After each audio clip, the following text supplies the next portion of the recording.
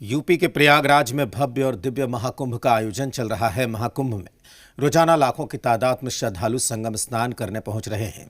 इसी सिलसिले में आज समाजवादी पार्टी के राष्ट्रीय अध्यक्ष अखिलेश यादव ने महाकुंभ में आस्था की डुबकी लगाई। अखिलेश यादव विपक्षी दलों के पहले बड़े नेता हैं जिन्होंने महाकुंभ जाकर संगम स्नान किया है।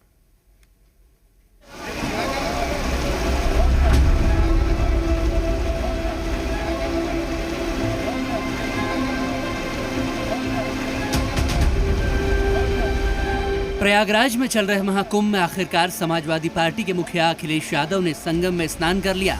जो अखिलेश यादव महाकुंभ पर सवाल उठा रहे थे, अब वही अखिलेश यादव संगम में 11 बार डुबकी लगा रहे हैं। समाजवादी पार्टी के कार्यकर्ताओं के बीच घिरे अखिलेश ने सूर्य को अर्घ्य देकर धार्मिक आस्था का प्रदर्शन किया, लेकिन ये डुबकी केवल आस्था तक सीमित नहीं थी। राजनीति के गलियारों में इस कदम को मिल्कीपुर के उपचुनाव से जोड़कर भी देखा जा रहा है। योगी आदित्यनाथ पहले ही महाकुंभ में डुबकी लगा चुके हैं, वो भी अपनी पूरी टीम के साथ, और अब अखिलेश यादव संगम स्नान करके बड़ा मैसेज देने की कोशिश कर रहे हैं। महाकुंभ में डुबकी लगाने के बाद अखिलेश यादव ने कहा कि मुझे 11 डुबकी लगाने का मौका मिला। संगम पर महाकुंभ मनाया जा रहा है, ऐसा संयोग 144 साल बाद आया है। इस पर राजनीति बिल्कुल नहीं होनी चाहिए। आज हमें भी मौका मिला है। मैं आज महाकुंभ में स्नान कर करके जा रहा हूँ। मैंने 11 डुबकी लगाई हैं। बंटवारे और नकारात्मक राजनीति के लिए जगह नहीं है। आज कुंभ का तो यही संदेश होना चाहिए, सकारात्मक संदेश होना चाहिए। दरअसल अखिलेश यादव इससे पहले इस आयोजन को लेकर योगी सरकार पर निशाना भी साध चुके हैं, लेकिन अब अखिलेश यादव का महाकुंभ में आना और संगम में स्नान करना उनके बदले हुए राजनीतिक रुख को दिखाता है। समाजवादी पार्टी पर लंबे वक्त से अल्पसंख्यक समर्थक छवि का ठप्पा लगा है। ऐसे में अखिलेश का सनातन के सबसे बड़े मेले में आना और संगम में डुबकी लगाना साफ संदेश देता है कि समाजवादी पार्टी अब अपनी छवि को हिंदू समाज तक ले जाना चाहती है। अखिलेश की डुबकी पर सियासत भी खूब हो रही है। बीजेपी जमकर निशाना साधने में जुटी है।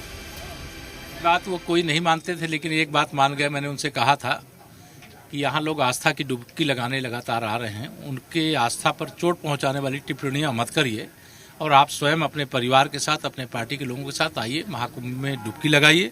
ये महाकुंभ सबका है और सबको आना चाहिए। श्री अखिलेश जी आए, धन्यवाद, लेकिन ये भाजपा के डर के मारे आए। मैं तो उनको बधाई दूंगा, कम से कम धरती पर पहुंच रहे हैं और हम तो गंगा पुत्र उनका स्वागत करते हैं कम से कम प्रयागराज में, और उम्मीद रखते हैं कि सलाहकार अब बदल गए होंगे। दरअसल यूपी की सबसे हॉट सीट मिल्कीपुर में 5 फरवरी को उपचुनाव है, लिहाजा महाकुंभ और गंगा स्नान जैसे कदम अखिलेश के हिंदू वोट बैंक को मजबूत करने की कोशिश के तौर पर देखे जा रहे हैं। हालांकि अखिलेश यादव के खिलाफ साधु संतों ने भी तंज कसते हुए कहा है कि अखिलेश देर आए दुरुस्त आए। संतों ने उन्हें मुस्लिम विचारधारा से दूर रहने की भी नसीहत दी है।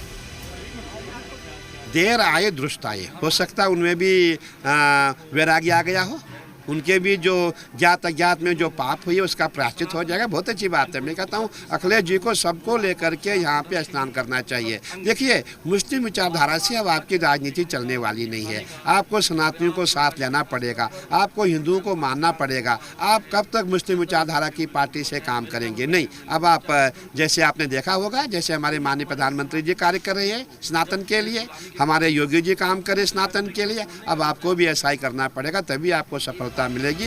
ऐसे में अखिलेश यादव का ये कदम हिंदू वोटरों के बीच अपनी पैठ बनाने का प्रयास माना जा रहा है।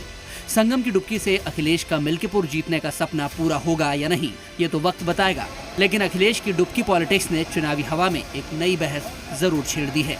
प्रयागराज से राम मोहन शर्मा और विशाल रघुवंशी के साथ ब्यूरो रिपोर्ट, जी मीडिया।